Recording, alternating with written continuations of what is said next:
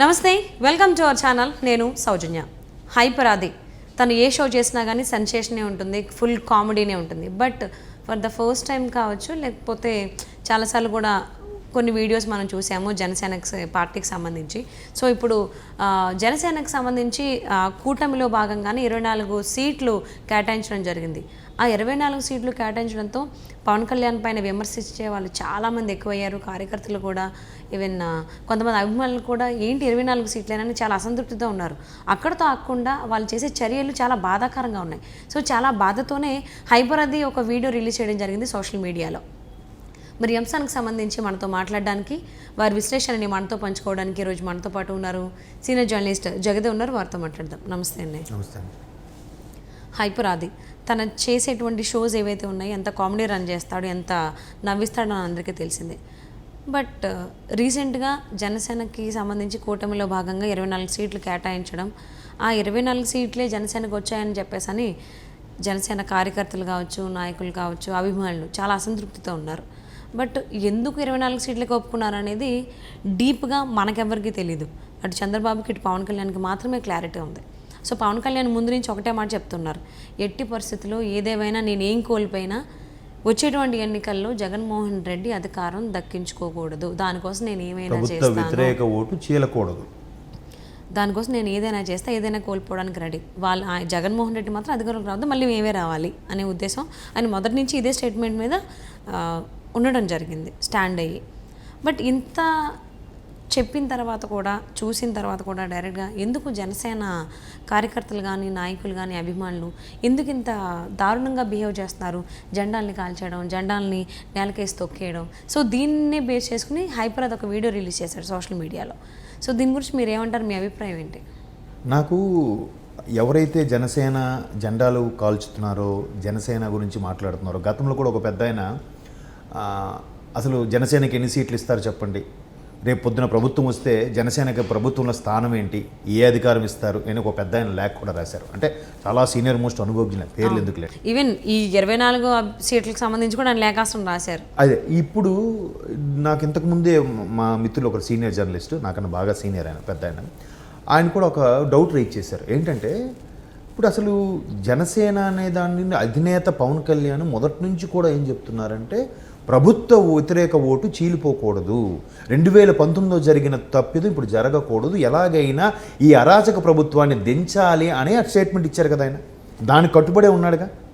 దానికి తోడు ఇంకొకటి ఏం చెప్పారు, ములాఖత్ అయిన తర్వాత, కలిసిన తర్వాత నాకు ప్రభుత్వాన్ని నడిపించే అర్హత ఇంకా రాలేదని నేను అనుకుంటున్నాను, నేను ఇంకా పూర్తి స్థాయిలో అనుభవజ్ఞులు కాలేదేమో, నాకు చంద్రబాబు గారు లాంటి అనుభవజ్ఞుల దాంట్లో పనిచేయడం నాకు అవసరం, ఫ్యూచర్లో నాకు అది ఉపయోగపడుతుంది, ఇన్ని రకాలుగా చెప్పిన మళ్ళీ ఇవన్నీ అంటే జనసేన తోలు కప్పుకున్న వీళ్ళందరూ వైసీపీ కోవట్లా అని నాకు డౌట్ వస్తుంది. ఈ సోకాల్డ్ జెండాలు తగలబెట్టిన వాళ్ళు కానీ, ఈ లేఖలు రాసిన వాళ్ళు కానీ, వీళ్ళందరూ కూడా మీకేంటండి సంబంధం, మీకేంటండి ప్రాబ్లం? మీరు పోనీ గతంలో 2019లో మరి పవన్ కళ్యాణ్ ఎందుకు గెలిపించలేకపోయారు?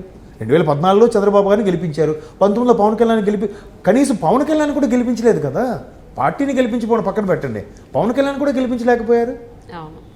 ఏమైంది అప్పుడు మీ సీరియస్నెస్? అప్పుడు జెండాలు తగలబెట్టలేకపోయారు గెలిచిన వారి జెండాలని. సో ఆయనకి మీద నమ్మకం ఇలా అంటున్నారు కొంతమంది, అమ్ముడుపోతున్నారు అంటున్నారు కొంతమంది. ఎంతకని ఆయనకి మొన్న కూడా చెప్పాడు, నేను ఎంతమంది సీనియర్లతో చేవాటలు తింటున్నాను, నేను ఇబ్బంది పడుతున్నాను మీకోసమే, అంతే కదా.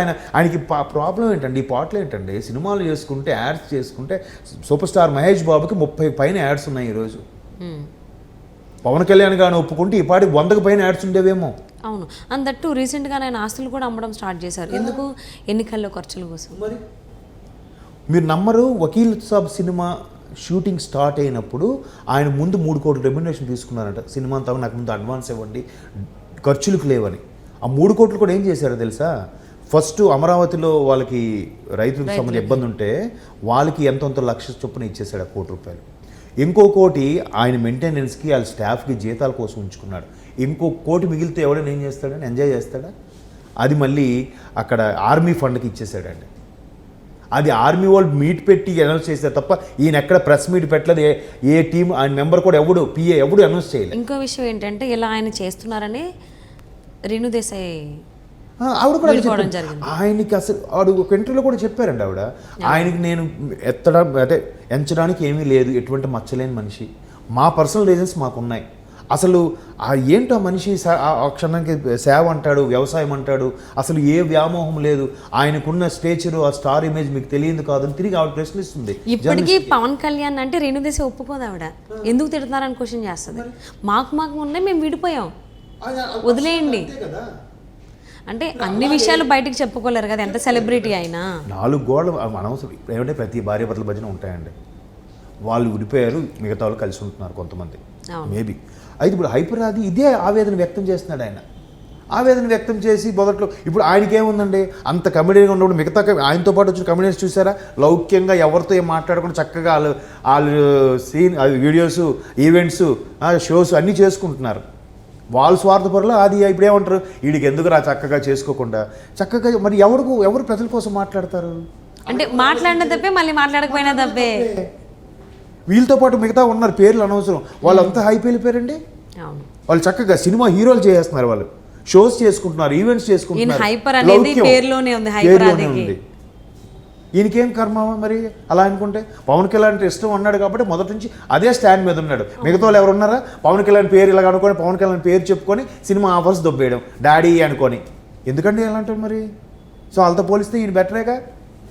సో ఇటువంటి వాళ్ళని రోజా గారు తిరిగి ఎంత దారుణంగా మాట్లాడారంటే, మొన్న వీడియో చూసా, ఆ పిల్ల బిత్తిరి గారు అండి, వాళ్ళ బ్రతికెంత, వాళ్ళ ప్రాణం ఎంత అన్నది. అది చాలా తప్పు మాట అండి. అంత హీనం ఆ మనుషులంటే.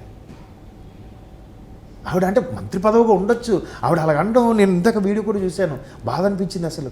వీడంతా వాడు అంటే వాడిని అనడం వేస్ట్ అండి. వాడితో ఎవరు అనిపిస్తున్నారో అంటే మీరు కూడా అంటున్నట్టు మీతో ఎవరు అనిపిస్తున్నారా? మనిషికి వాక్ స్వాతంత్రం ఉందా? వాడికి ఓన్ ఇండివిజువల్ థాట్స్తో స్వేచ్ఛగా మాట్లాడకూడదా? మాట్లాడితే ఎదవలా బిల్లి బిత్రి గారట, వాడు ప్రాణం ఎంత అంటే అది చాలా పెద్ద తప్పు. బిల్లి బిత్రి గారు అనొచ్చు. అంటే మేబీ ఓకే, వీళ్ళతో పోల్చుకుంటే వాళ్ళు తక్కువ వాళ్ళే అంటే స్టాటస్లో కావచ్చు, ఎక్స్పీరియన్స్లో కావచ్చు, దట్స్ ఫైన్. బట్ వాళ్ళెంత, వాళ్ళ ప్రాణం ఎంత అనే మాట అసలు చిన్న విషయం కాదు వదిలేయడానికి యాక్చువల్లీ. సో అంటే ఒక స్థానం ఎదిగిన తర్వాత విచక్షణ కోల్పోతారా అని అనిపిస్తుంది. ఆంధ్రప్రదేశ్ రాజకీయ నాయకులు చూస్తుంటే, ముఖ్యంగా వైసీపీ నాయకులు చూస్తుంటే విచక్షణ కోల్పోతారేమో ఒక స్టేజ్కి వెళ్ళిన తర్వాత, లేదంటే కోల్పోయిన వాళ్ళే వైసీపీలో ఉంటారా అనేటువంటి వార్తలు కూడా, మీ మాటలు కూడా బయటకు వస్తూ ఉన్నాయి. అంటే ఇప్పుడు ఒకప్పుడు ఒక ప్రోగ్రాంలో వీళ్ళు వాళ్ళు కలిసి చేసినప్పుడు ఆవిడ గురించి అడిగితే వీళ్ళు ఆవిడ మేడం ఆవిడ మాకు నాగబాబు గారు ఎంకరేజ్ చేయడం వల్ల మేము ఈ స్థాయికి వచ్చాము చాలామంది చెప్పారు. ఇదే హైపర్ అది కూడా చెప్పారు. అలాంటప్పుడు మీ శిష్యుల్లాగా ఉండే వాళ్ళ గురించి అడిగినప్పుడు మీరేమన్నారంటే, అన్నాడా సరే వాడు విజ్ఞతకి వదిలేద్దు, వాడు అవన్నీ మర్చిపోయినట్టున్నాడు గతం అంటే ఎంత హుందాగా ఉండేదండి. గౌరవం మీ మీద గౌరవం పెరిగేది. లేదంటే నేను ఈ విషయం మీద మాట్లాడాలనుకోవట్లేదు అంటే ఎవరు బలవంతం చేస్తారు? ఏదో కెమెరా ఉంది, మైక్ ఉంది కదా అని వాడి ప్రాణం అంతా అని అంటే ఇంకా ఏదో లేండి, ఇంకా అంతే. దాన్ని మనం ఏం ఇంకా వాళ్ళ విచక్షణకే వదిలేయాలి. అదే. సో హైపర్ ఆది పోస్ట్ చేసినటువంటి వీడియో సోషల్ మీడియాలో నిజంగా వైరల్ అవుతుంది, చాలా కనెక్ట్ అవుతుంది. నాగబాబు గారు కూడా షేర్ చేశారు. సో దాని ప్రకారం ఆలోచించుకుంటే కొంచెం అంటే ఏదన్నా నిజంగా ఒక యుద్ధం జరిగిందంటే కొన్ని వేల మంది చనిపోతారు, అలాగని యుద్ధం చేయకుండా ఉండలేం, చేయాల్సిందే. మనుషులు ప్రాణాలు పోతాయని చెప్పేసి యుద్ధం చేయకుండా పోరాడకుండా ఉంటే ఇప్పుడు మన స్వాతంత్రం వచ్చేది కాదు. సో అలాగని జనసేన నాయకులు జనసేనని 24 సీట్లకే పరిమితం అయిపోయారు అనే దానికి ఇంకా లేదు. ఇంకా 57 సీట్లు ఉన్నాయి, ఇంకా రావచ్చు. ప్రస్తుతానికైతే 24 అసెంబ్లీ స్థానాలు, 3 ఎంపీ స్థానాలు. ఇలాగే ఉంటే 2029కి నెక్స్ట్ గవర్నమెంట్ జనసేన వస్తుందని ఎవరు చెప్పగలరు? అవును, ఎప్పుడని అదే కంటిన్యూ చేస్తున్నావు. స్టెప్స్ అంటే ఎదగాలి అనుకుంటే నెమ్మదిగా అడుగడుగు వేసుకోవాలి తప్ప ఒకటేసారి 10 అడుగులు వేయాలంటే కరెక్ట్ కాదు, వేస్తే ఉండదు. ఇన్స్టెంట్గా వచ్చింది ఇన్స్టెంట్గానే పోతుంది. ఇదొక్కటి జన సైనికులు కనుక ఆలోచించుకుంటే, విచక్షణతో ఆలోచించుకుంటే చాలా మంచిది. లౌక్యంగా ఆలోచించాలి కొన్ని సందర్భాల్లో. ఎందుకంటే పవన్ కళ్యాణ్ డైలాగే ఉంటుంది అత్తారింటికి దారిది సినిమాలో, ఎక్కడ నెగ్గాలో కాదు ఎక్కడ తగ్గాలో తెలిసినోడు గొప్పడు అని. సో ఇది కనుక గుర్తుపెట్టుకుని ఉన్నట్లయితే చాలా డీప్ మీనింగ్ ఉంటుంది అది. సో కొంచెం అది ఆలోచించుకుంటే, అంటే అందరికీ అసంతృప్తి ఉంది 24 దగ్గరే అని, బట్ ఎందుకు అనేది ఒక రీజన్ ఉంటుంది. అది ఒక్కసారి ఆలోచించుకున్నట్లయితే ఇలాంటివి దారుణాలు చేయకుండా ఉంటారని ఆశిస్తున్నాను.